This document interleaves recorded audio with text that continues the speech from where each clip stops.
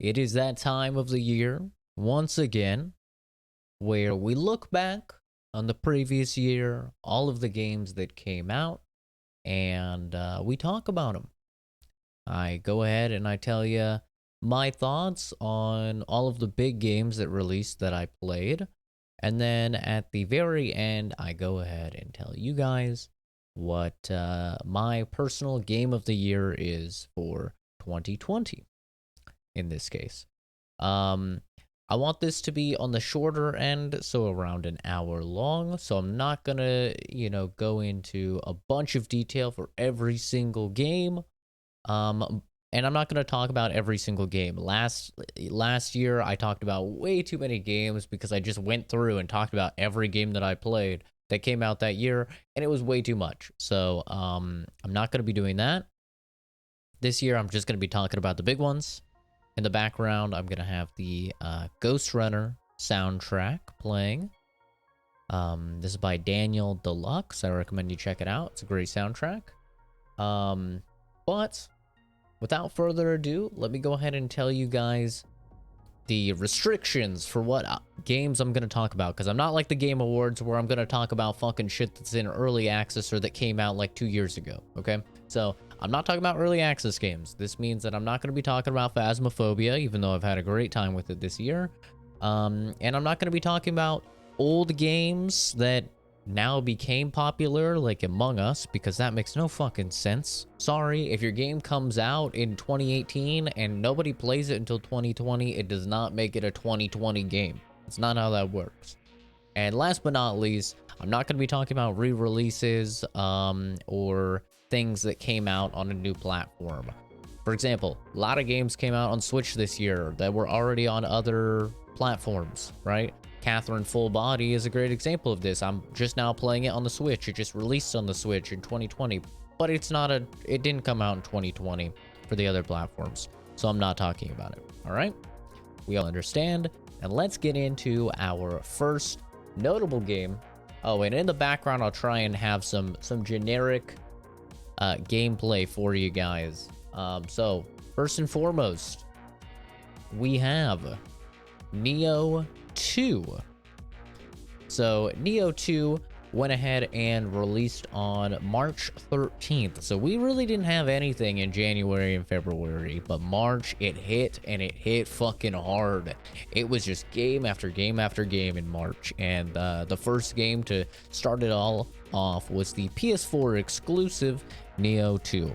Now, I put in about 30 hours into this game, and I still did not complete it. I checked, and I was only like 50% through the game. So I ended up stopping playing it, which will probably tell you how I feel about it. But overall, Neo 2 is just more of Neo 1. If you thoroughly enjoyed Neo 1, which I personally did, then Neo 2 is a whole lot of fun, man.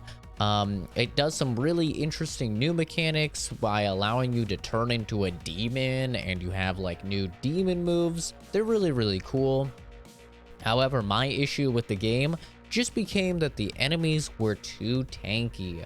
Instead of, these boss fights becoming a matter of skill, it kind of became you became funneled down one path where you had to have certain abilities because, for example, one of the spells is a weakening spell, and it allows the enemy to take like 30% extra damage. And this is like practically necessary late in the game because, or even just halfway through the game, because enemies are just so tanky, man. And it's just not very fun for me to play a game where I have to hit the enemy, not even being dramatic, like 200 or 300 times. Like, these boss fights would be like 25 minutes long, man. They had so much HP, like 25 minutes long. They had so much HP.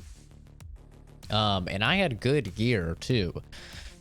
It just became a thing where it's not really fun if I have to hit this enemy like 200 times and then I'll die if they hit me like twice or 3 times, That just got annoying. That's why I love Bloodborne and Dark Souls and stuff like that, because yeah, you're gonna die in 2 or 3 hits, but you're also doing a good sizable chunk of damage.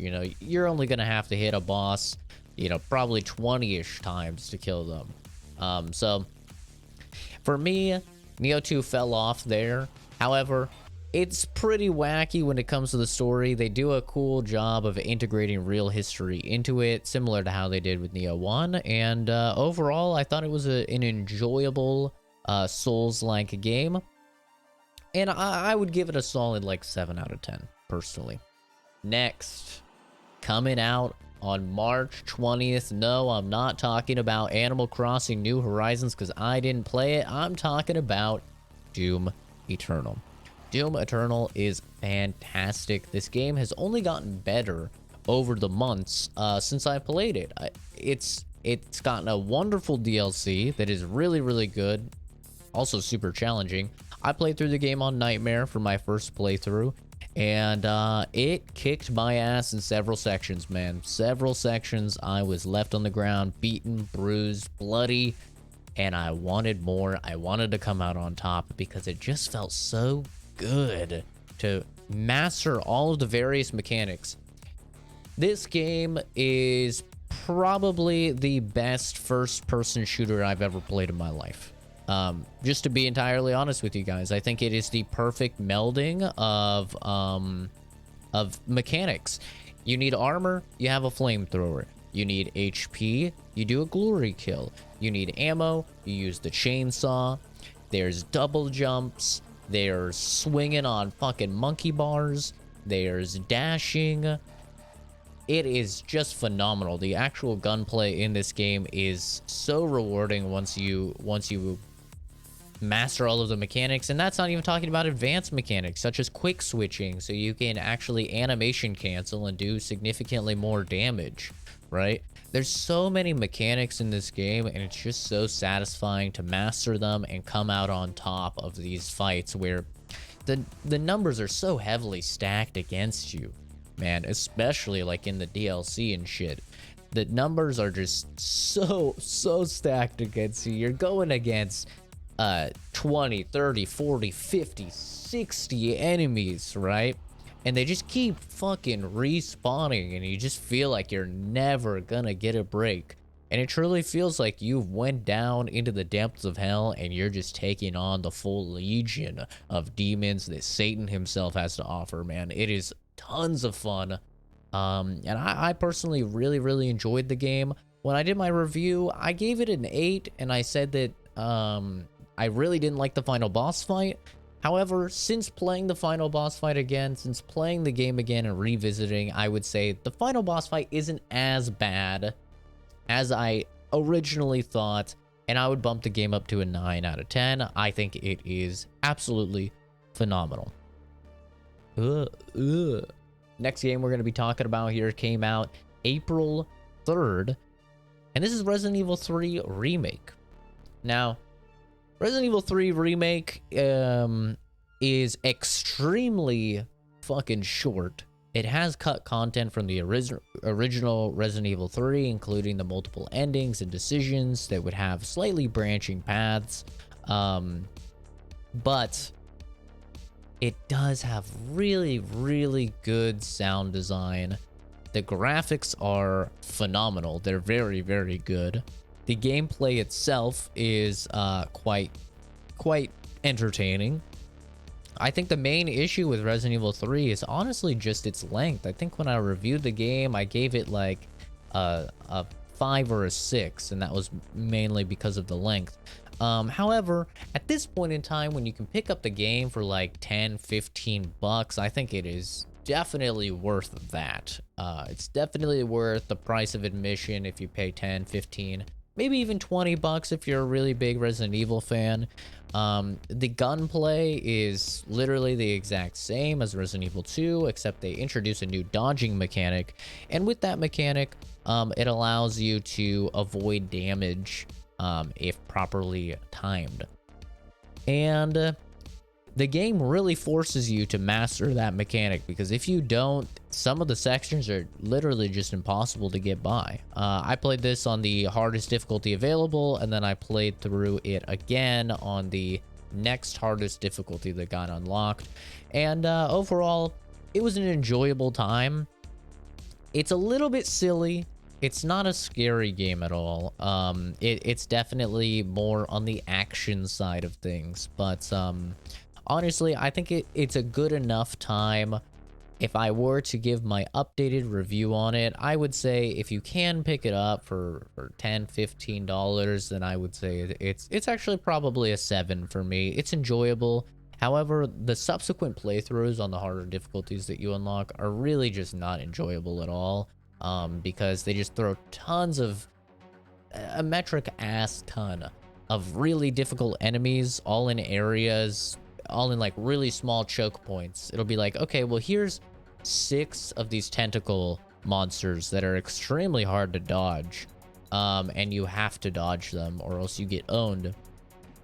And you know, you could say, well, get good, Zach, and you're probably right. I should get good, but I didn't really feel like the difficulty was properly done in those harder modes. So I would stick to the first playthrough unless you're, you know, a masochist and you really want to get beaten around a little bit, then the game could definitely do that. But there's some really awesome set piece moments, just like right here in the gameplay. This opening section is great when you first encounter Nemesis. Nemesis he's just scary, man. He's intense. You're always trying to get the fuck away from this guy, and it's just a good time. Does it make any sense how Jill fucking survives the shit that she does? No, absolutely not. I mean, this bitch is literally, like you just saw it, she just got kicked in the fucking side by Nemesis, full strength. This man that just busts through a wall like it was a fucking piece of cardboard, right? It makes absolutely no sense how she lives through the shit that she does, and she's like totally fine. But it's a video game, and it's very cheesy action movie type of stuff. So, you know, you just gotta accept that. But yeah, Resident Evil 3, it's not that bad. However, the sound design and the graphics and stuff are phenomenal, admittedly. Next, coming out in on April 10th, a week later, Final Fantasy VII Remake. I absolutely love and adore this game. I love it, man. It is so good. I really did not like the original Final Fantasy VII. I felt that the characters were very dry. For characters that people were talking about how they love so much and they're timeless and they're the most famous Final Fantasy characters, I really expected when I was playing the original to connect with them, and I didn't connect with a single one of them, man. Like, honestly, I didn't like anyone in the game. However, in the remake, they completely changed that. They made every single character just so unique, so likable, so enjoyable. And this was really the first time in 2020 where I played a game and then I was just kind of sad. Like, I was sad when I finished it because I was like, yo, I want more. I want to spend more time with these characters. I want to know what comes next. And I just didn't get it. You know, I did not get it. I have to wait until part 2, and it sucks, man. I really, really want more. Every single character is just a joy, a blast. The world is phenomenal. It's so unique and fantastic and enjoyable to be in, and I just loved almost every second of the game. Now, there are some sections that are far too long that don't need to be that long. Several chapters, in fact, where, like, most notably the sewer, they turned a literal, like, 5-minute section in the original into over an hour, and I don't think that was necessary at all. You don't really gain anything from extending out the sewer section, and it's kind of just annoying. The train yard, I've heard some people really like the train yard. That's another section that's literally like a couple minutes in the original, and it is probably like 2 hours in the remake. So I do feel like they extended some shit when they really shouldn't have extended it nearly as much as they did. But at the end of the day, I still had a fantastic time with the game because of the characters. I believe I gave this game an 8 at the when I reviewed it, and honestly, I think it sits pretty perfectly at an 8. Might bump it a little higher to an 8.5, but the gameplay itself is very entertaining. There's a large learning curve to it. Really cool shit that you can do, and I've watched some videos of people just absolutely annihilating some of the bosses and shit. And obviously, you know, the game is fucking beautiful when it is in these cutscenes and shit like that. The gameplay itself, the game doesn't look phenomenal, but of course it is a PS4 title. So you can't really expect too much, but I really think that this is one of the best looking games when it comes to the cutscenes. They're stupid good. Moving on to a game that is incredibly good looking in gameplay and in cutscenes, and I would say is the best looking video game ever released. Last of Us Part 2. This is my gameplay that I'm gonna have in the background. I'm gonna try and use gameplay whenever I have it, but unfortunately a lot of these games I streamed on Twitch and I just don't have the VODs anymore. So but look, you can see Bald Zach if you guys want to remember Bald Zach. There he is, Bald Zach. Nice. Anyway. Anyway. Last of Us 2 obviously had a ton of fucking controversy when it came out back in June, back on June 19th. Ton of controversy. I'm not gonna get into spoilers here, because even though I'm sure everybody knows what the controversies are, I'm not gonna get into spoilers because there's no point to me getting into spoilers for it. I can talk about the game sufficiently without spoiling anything.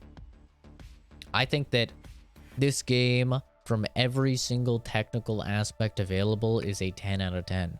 If you want to talk about music, voice acting, cinematography, level design, graphics, all of motion capture, animations, attention to detail, literally any of those things, this game is a 10 out of 10. Anything on a technical aspect. However, when you get into, in my opinion, what really matters, which is the story of a Naughty Dog game, of The Last of Us 2, I think that is where it falters hard. I think that, for me, the story did not land. I know what they were trying to do. I have watched dozens of hours of videos of Neil Druckmann, Troy Baker, Laura Bailey, all of these, you know, talents associated with the role, Ashley Johnson, all of these talents associated with the roles and in the game. I've watched them all talk about the game and what they wanted to achieve and their vision. I understand what they were going for. For me, it just didn't hit. I don't think that they stuck the landing. I think that they had a lot of fucking balls to try and pull off what they tried to pull off. And at the end of the day, I just don't think that it landed. Which is a bit of a bummer. But in every other field, and the gameplay, by the way, I really enjoyed the gameplay. This game has some of the most satisfying headshots I have played in a video game. They are so good. The blood spurt, the particle effects, the goopies. There's literally, if you shoot some dude in the fucking head and he's next to a wall, pieces of his brain matter will blow onto the wall and slowly slide down. I mean, there is, you know, 40, 50-minute long videos, you know, dedicated to the attention to detail in this game.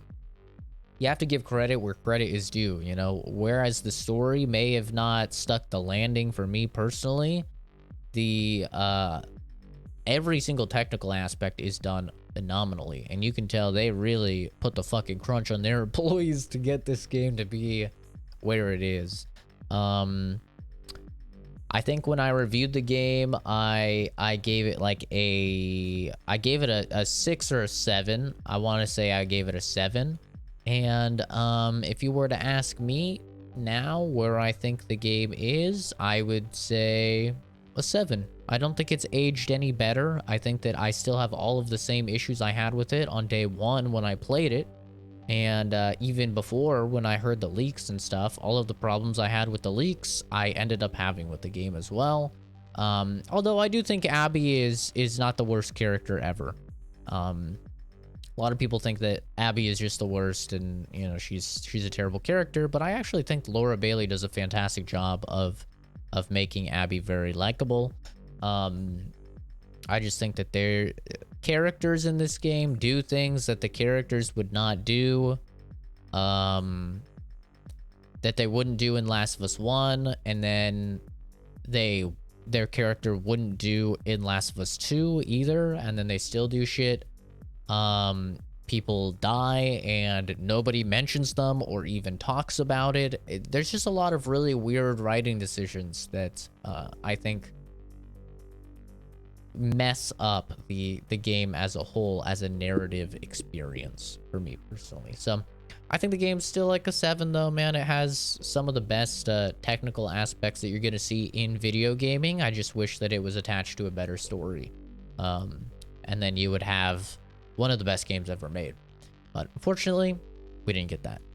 Next game that came out, lots of PlayStation stuff. Third PlayStation title came out on July 17th, and that's Ghost of Tsushima. Now, this is a game that I'm kind of in the minority for, because there's a lot of people that think this is Game of the Year. They think that this is just a phenomenal game.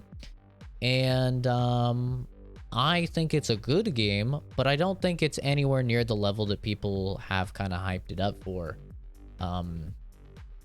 Personally, for me, I think I described it best in my video when I was talking about the Game Awards and their nominations. I think that this game is kind of like chicken noodle soup, you know? It's good. I like chicken noodle soup. I really like chicken noodle soup. It's a nice comfort food, but you're never gonna have some chicken noodle soup and be fucking blown away. You know exactly what to expect when you're eating chicken noodle soup, and this is a really good bowl of chicken noodle soup. It is a comfy game, can be very relaxing at times, can definitely hit you in the feels sometimes, but it's very painfully predictable. You know exactly all the ingredients in that damn chicken noodle soup, man. I called every single plot point in the game significantly before it happened. Nothing surprised me in this game. It was very cookie cutter, very by the numbers, absolutely nothing interesting done. In terms of the story, the gameplay itself, they have a kind of interesting no lock-on free flow combat system that's sort of like the Arkham games in that aspect, where you also juggle around 4 different stances, and those stances are stronger against certain enemy types. But one thing that I was really disappointed with the game is I was really expecting the game to lean more heavily into, do you want to play as a samurai or do you want to play as a ghost? A ghost is going to be easier, but you're going to be less honorable. You're going to be killing people from the shadows and shit like that. I played the entire game and I tried really, really hard to be a samurai, just to walk in the front fucking gate of every single place. I played on the hardest difficulty. Just walk in the front door and try and cut people down as honorably as possible. And it doesn't fucking matter. And that was the biggest bummer for me, is it doesn't fucking matter what you do, because the game has a story and it's gonna tell that story, and it doesn't matter how you play the game. It's gonna force you to do shit, and you have to do it in order to continue the game. And that was kind of a bummer for me. I was expecting this to not be as linear of a title, right? Especially coming from Sucker Punch, you know, the guys over there that made Infamous. I was expecting a little bit more, you know, player agency, a little bit more of a say in what was going to happen. And I didn't get that in the game. Now, to some people, that's completely fine. They don't care. They like the story. They like that it was comforting, especially in 2020 where a lot of crazy shit's happening. And I get that, man. I do get that. But for me, I wanted a little bit more out of it. I believe I gave the game an 8 out of 10. And I would stick with that. I think it's an 8 out of 10 game.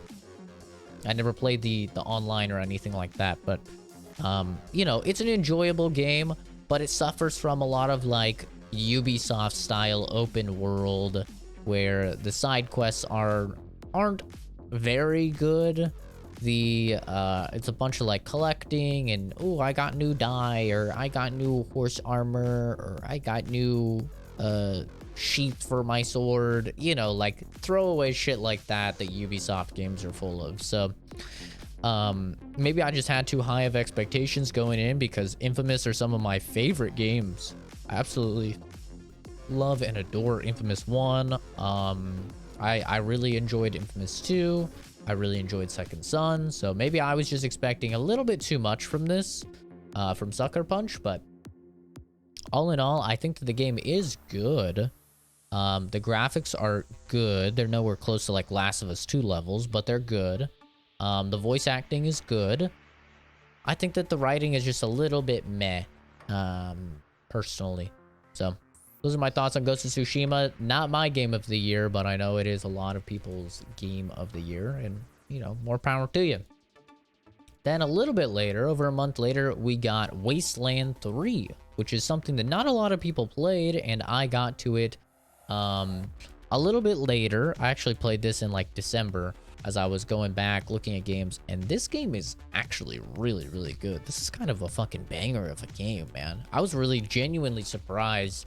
I thought I would stream this game once and then kind of be over it, but wow, oh wow, I actually thoroughly enjoyed my time on Wasteland 3. This is a tried and true role-playing game, man. If you're not into those, if you're not into, you know, tactical combat, if you're not into a lot of differing ways to solve situations, a lot of dialogue, a lot of, you know, min-maxing your stats and stuff like that, this game is not for you. This is an in-depth RPG, true and true, and it's a really good one. Honestly, I'm not typically a fan of the, you know, top-down style of like XCOM turn-based shit for like combat, but I actually really enjoyed it in this game. It's extremely fun to build your team. I went ahead and was building people like from my life, like you do with the XCOM games, you know. And I was having a lot of fun playing it. I dumped probably about 36 hours into the game. I haven't completed it yet, but this is definitely a game I'm gonna go back and complete. I really enjoyed it. From what I have played of it, which is a good chunk of change, I would give this game probably an 8 out of 10. I really like it. I think it's great. I think that there's really nothing that it doesn't do well, which is not something that I say very often, but it's true. I think this game does everything well that it's trying to do well. And I definitely recommend it. If it flew under your guys' radar like it flew under mine, I highly recommend it. It was a good time. Speaking of a good time, getting my ass beat in Demon Souls was fantastic. You could see little me in the corner, or on the side of the screen here. It was fantastic, man. Demon Souls, it released with the PlayStation 5 on November 12th, and I was one of approximately 8 individuals to actually get a PS5. And this game right here is really the only reason I wanted a PS5. Sure, God of War and all those games are going to be sick when they eventually come out later this year in 21, but as of right now, in my opinion, the only game that's worth a damn on the PS5 is Demon Souls. But luckily for the PS5, Demon Souls is fucking great. I absolutely love this game. It has some annoying areas, just like, you know, all of the Souls games do, because they love their annoying areas. It has the obligatory fucking poison swamp that for some reason has to be in every game, despite every single human being on the entire planet absolutely hating the poison swamps in every single title. They still keep putting them in. And of course, since this is the first of the Souls games, this is the OG, the original poison swamp. The game is awesome though. It is so, this, in my opinion, this is the best Souls game. I think it's better than Dark Souls 1 through 3. It is amazing how good the combat can feel in this game.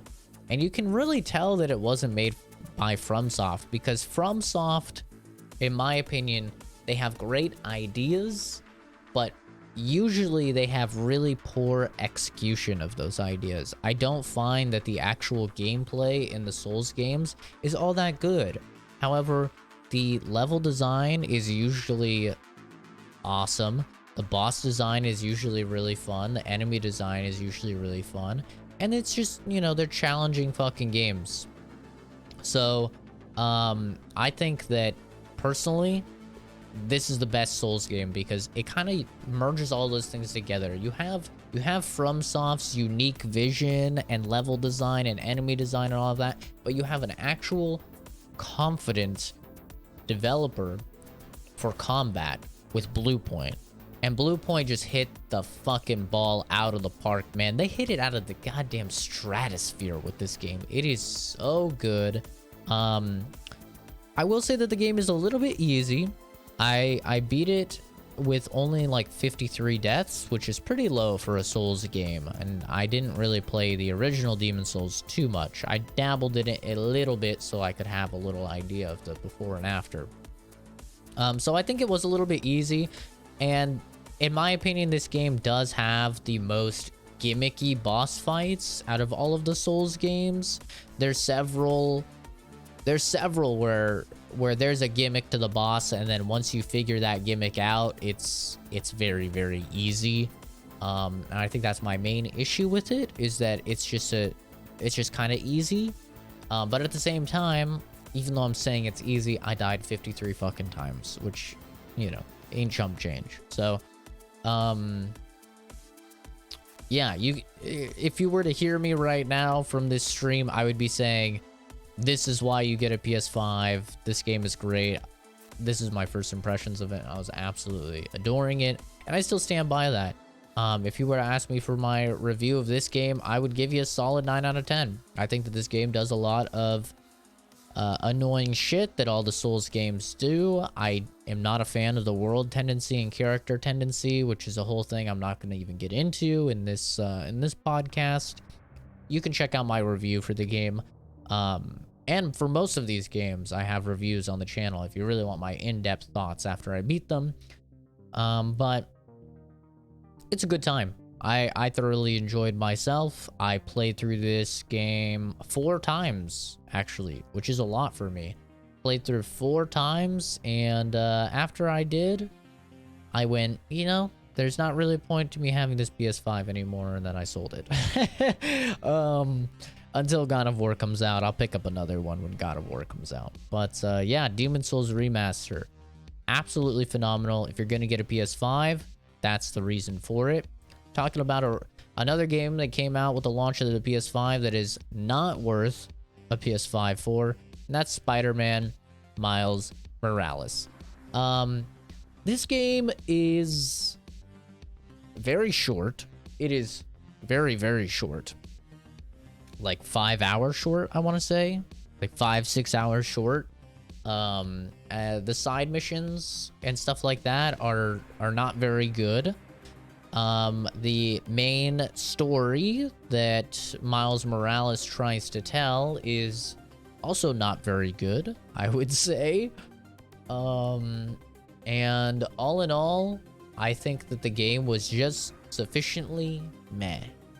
It was really nice, just the fact of playing, you know, all of the mechanics from Spider-Man on the PS4 were still present. So the web swinging is still fantastic. It's stupid enjoyable, and especially playing this in 60 FPS felt so smooth. It felt so good to just zip around in 60 FPS finally, because I remember playing it on PS4 and going, man, this is so much fun, the web slinging and the fighting, but I wish it was 60. It was just such a hampered down version, only being in 30.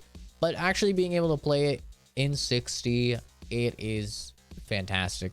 That's the type of stuff that, you know, the PS4 offers, but you can still get this game on the, or the PS5 offers, but you can still get this game on the PS4. So, honestly, is it even worth it? I don't think so, personally. I don't think the game was very good. I mean, maybe if you could pick this thing up for pretty cheap, but the story is very cookie cutter, much like Ghost of Tsushima. I called every single little twist and turn that they had to offer, and I just ended up being disappointed with the length of it, as well as the kind of cookie cutter story. So those are just my thoughts on Miles Morales. I don't think that it was too spectacular at all, and I want to say I gave the game a 6. That's where I'm leaning towards now. I don't know what I gave it at the time, but I would say it's about a 6. It's above average, but it's really nothing special, to be entirely honest.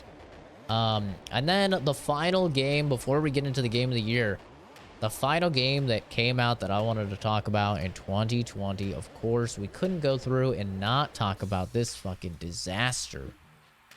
Cyberpunk. Fucking Cyberpunk 2077. It released in on December 10th. So this is the most recent of the games that we're going to talk about today. And this game is so complicated to talk about because it does a lot of genuinely very interesting things. However, I found myself being wholly disappointed with this title.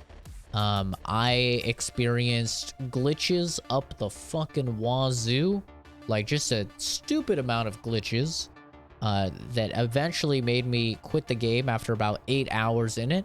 I said, I'm gonna wait. I'm gonna give it 6 months until they patch it and they fucking fix the game, because it was honestly unplayable for me. The performance itself was very lackluster. Played on PC. I have a 2070 Super, a Ryzen 7 3700X, 16 gigabytes of DDR4 RAM, 3200 megahertz, and I had the game on an SSD. And the performance was just pitiful, man. Like, I was struggling to hit 60. When I turned everything even down to low and medium, the game was just ugly. I didn't want to play it at low and medium settings because it was so ugly, but that was the only way I could get like a solid like 70, 80 FPS. And you know, I'm playing in 1440p, so I didn't expect the best performance, but at the worst, I usually want my games to run at a solid like 80 FPS. And yeah, man, it was just an absolute train wreck of a game. So many fucking glitches. My weapon would just be invisible and I couldn't see. I would randomly die. I got attacked and almost killed by a fucking garbage bin. Like, I walked over a trash bag and it almost fucking killed me out of nowhere. I had characters constantly spawning right in front of me. I had dudes walking under the floor. I mean, I streamed it all. I got the video evidence that I'm not fucking tripping balls or anything. It was really just crazy how fucking glitchy this game was, and to me at least, it really felt like it just wasn't supposed to come out yet. I think that it just wasn't ready yet, and now with all of the stories that have come out, it's apparent that it wasn't ready and they just kind of rushed it out. So it's a bummer what happened with the game. Like I said, I put 8 hours in and I said, I don't want to fucking tarnish this experience. It's the same thing I did with Witcher 3. Witcher 3 was a terribly buggy mess on launch as well. I went ahead and waited I gave it about a year, and then I went back and I thoroughly enjoyed Witcher 3 without any of the bugs. So I'm going to do the same thing with Cyberpunk, but obviously you can't talk about games of 2020 without talking about one of the most hyped up and disappointing titles of honestly the past decade. I can't think of anything that was hyped up as much as this and then so sufficiently disappointing. So those are my thoughts on Cyberpunk. Pretty disappointing experience for me, but I am excited to play it when it finally fucking releases properly. Now, the time we've all been waiting for, Game of the Year. Now, I'm gonna do things a little weird. I have an official Game of the Year and an unofficial Game of the Year. Okay, so let me get into the unofficial Game of the Year so I can explain what I mean by unofficial Game of the Year. My unofficial Game of the Year, releasing back in March, traveling back in time to March 31st, is Persona 5 Royal. Now, the reason why this is unofficial Game of the Year is because I feel hesitant to give it a full Game of the Year because it is just a definitive edition of Persona 5. That is why. Because, you know, as I stipulated at the beginning, I'm not going to give it to re-releases or things that are releasing on new platforms. However, this is technically speaking a new game. It adds about 30 hours of new content, which is nothing to scoff at. But at the end of the day, it is still Persona 5. The gameplay is still Persona 5, even though they added a few new mechanics. The story is still Persona 5, even though they added another or 2 more palaces, I think, and, you know, a different ending. However, it's still mostly Persona 5. Like, there's 30 new hours, sure, but Persona 5 took me 110 hours the first time I played it. So you have 110 hours of the same, and then 30 hours of something different, right? So it's still, for the vast majority of it, Persona 5, which is why I didn't feel comfortable giving this game my Game of the Year. However, I do think that this is the best game that was released in 2020. I genuinely do. There is no problem with this game. This is a perfect video game. This is a 10 out of 10. I gave it a 10 out of 10 in my review. I still stand by it. This is a perfect video game. I genuinely could not tell you one thing that I would change. In Persona 5, I didn't really like Mementos, so I would tell you, you know, that I would change Mementos. But with the mechanic changes present in Royal, I actually enjoyed Mementos, and I think it was far more enjoyable. So even that is no longer a con. I think that this is as close as you can get to a perfect video game. The writing is phenomenal. The characters are all quirky in their own ways and unique and fantastic. The gameplay, which I'm normally not a fan of the gameplay in any of the Persona games, honestly, but in P5 Royal, it is the best it's ever been. It has been polished, and they put a little bit of spin on it in Royal. They added a few new mechanics that I really liked, and I just love it, man. I love this game. I think that this is easily the best game that came out in 2020. But like I said, I don't feel appropriate giving it Game of the Year purely because it is mostly a game, you know, that already fucking came out with Persona 5, which I also gave a 10 out of 10. But everything that they added, it's purely additive. This is a perfect example of how you re-release a game and just add shit in that is good, because that's what they've done here. They've just added shit and made it better than it already was. It was already a 10 out of 10 game. It's still a 10 out of 10 game. It's phenomenal. You can watch my review if you want to hear me gush about P5 Royal. I love the game. Now time for the official Game of the Year, though. My official game. of the year. Shouldn't really be a surprise to anybody if you've watched my videos or my streams, or if you just know me in general. Coming out in March 23rd. Like I said, March was a fucking banger for games. March 23rd, Half-Life Alyx. Half-Life Alyx is... It made me feel a way that I only felt once in 2020. If you've seen my reaction to the ending, then you know. But the ending of this game, no spoilers, the ending of this game made me sob. It made me cry my fucking eyes out. It made me just feel something that I haven't felt in all of 2020, man. I just euphoric bliss I felt. Maybe it helped that I played through Half-Life 1, 2, Episode 1, and Episode 2 before I played through Alyx. But I mean, sure, on a mechanic level, Boneworks, which I also gave Game of the Year to for 2019 for me. Boneworks does a lot of stuff mechanically that this game does, and it does even more mechanically, right? Boneworks has a full body, it has proper jumping, it has the same level of physics, if not better.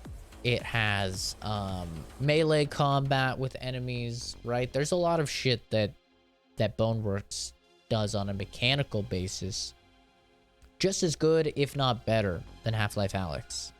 However, Half-Life Alyx has a story that is just phenomenal. There is nothing wrong with the story of this game. It has expert pacing. It's like, I wouldn't change anything about this game except for, you know, adding melee combat and stuff like that. The story is phenomenal. The voice acting, great. The comedy, on point. I was laughing my ass off playing this game, man. A lot of really, really good comedy. The combat is so satisfying. The only problem I really have is that I think there's a little bit too much combat with the zombies and the head crabs, and I wish that I could fight the Combine more, because it is so enjoyable to fight the Combine in this game. But that's a very small gripe.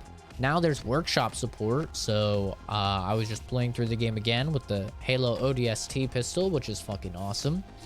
And they have custom maps and shit like that, so you can play through and fight Combine to your heart's desire. They have full stories that you can play, even that people have made. It's really cool shit.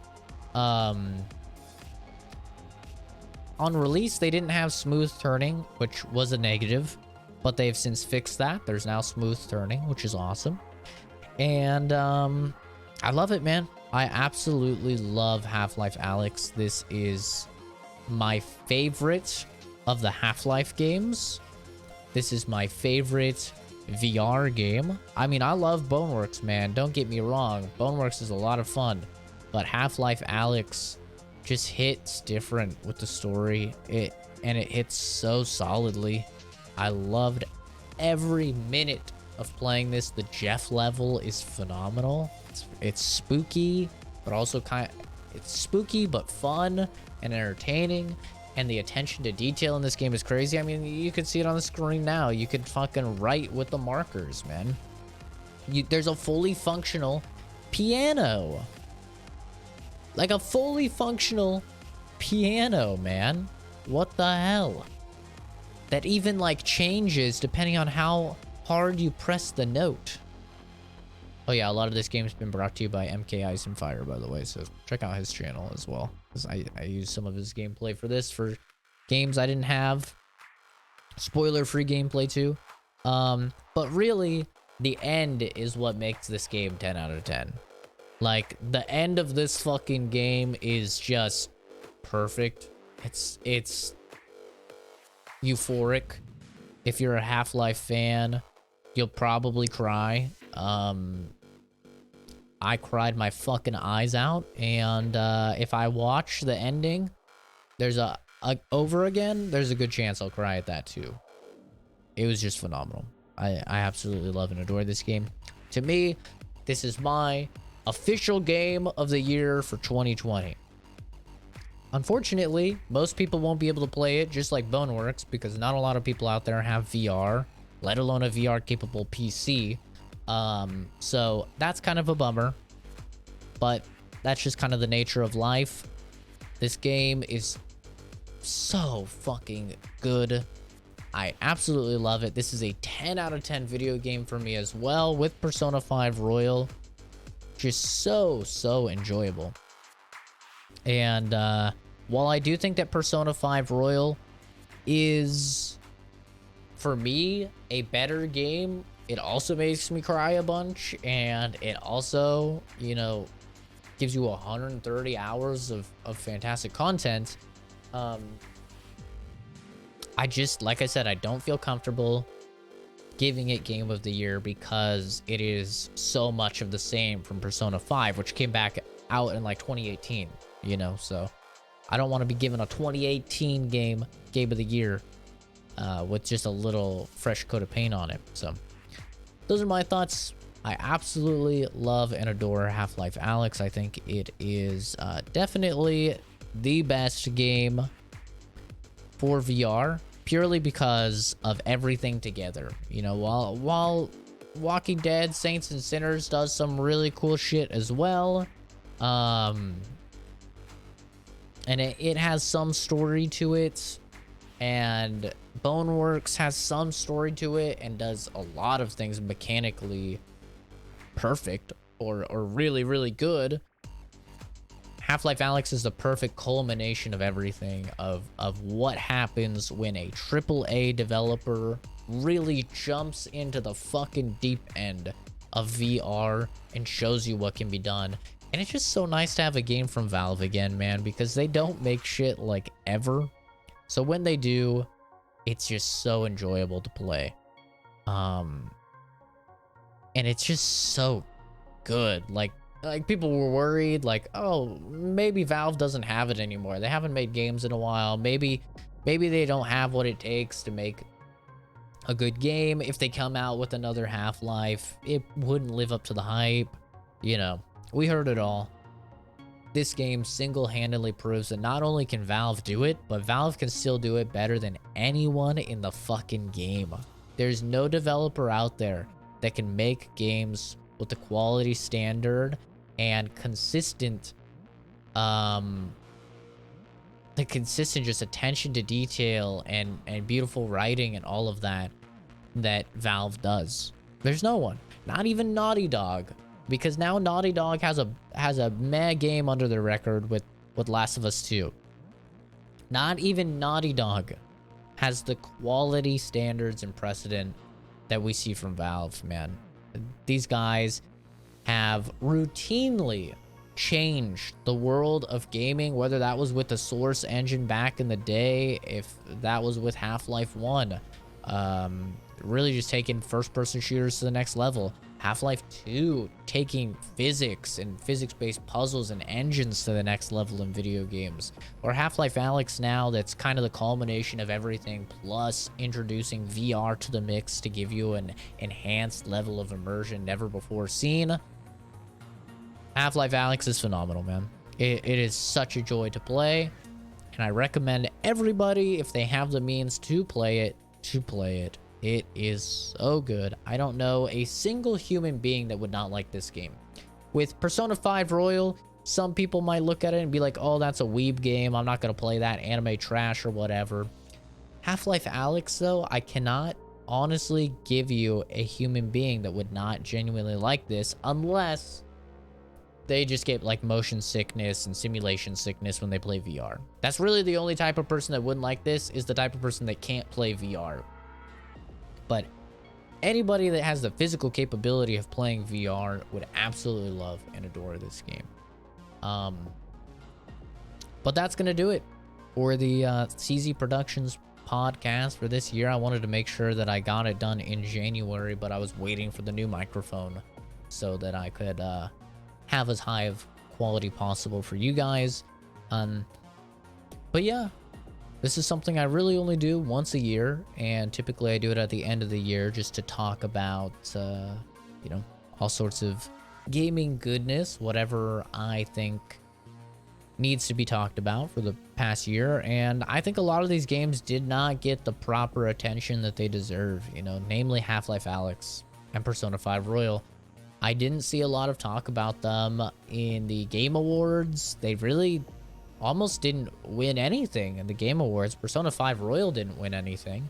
And it's really just such a shame, because there are these games that, you know, Persona 5 Royal, I think a lot of people played, but Half-Life Alyx, you know, it's a perfect situation, the same as Boneworks, where unfortunately just not a lot of people have the technology to play the games, and that really limits the player base, that really limits the amount of people talking about it, and that really limits the eyes on the game. So I don't know, man. I think that I really wish that the VR was more affordable, that more people could get into it, purely so people can experience things like Boneworks, Walking Dead Saints and Sinners, and Half-Life Alyx, Arizona Sunshine. You know, these games are just so fucking good. Really wish more people could experience them. But thanks for watching. Have a fantastic rest of your day, everybody, and I'll see all of you in the next video, or Stream Rooney, or next year for, I think, the 5th CZ Productions podcast. Bye-bye.